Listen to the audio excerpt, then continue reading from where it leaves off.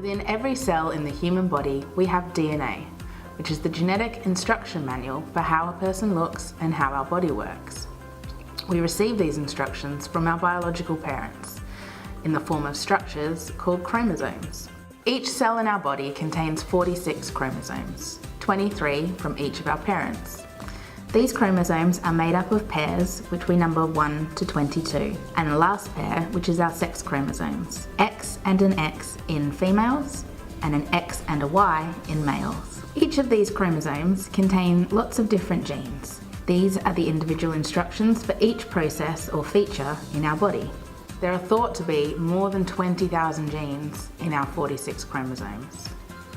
Because we have 2 copies of each of our chromosomes, we also have 2 copies of each of our genes. One way to think of our chromosomes is as a set of 46 recipe books.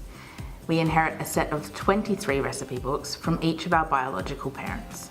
Each of our recipe books, or chromosomes, contains lots of different recipes, or genes, that decide what we look like and how our body functions.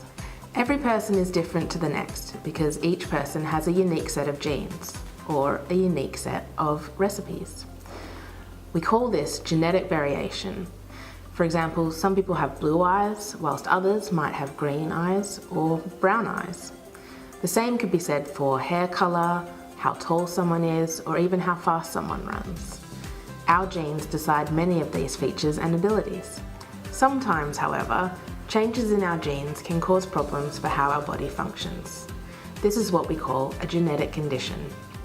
For example, a faulty copy of the DMD gene can cause our muscles to weaken and results in a condition you may have heard of called Duchenne muscular dystrophy.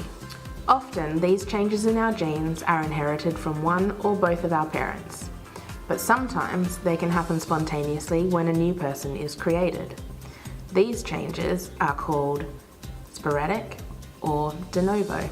Everyone is born with a handful of faulty genes, but more often than not, these don't cause any problems in our body. If you remember, we have 2 copies of each gene, so if the second copy is working just fine, then the faulty gene doesn't have any effect on our body. This is not always the case though.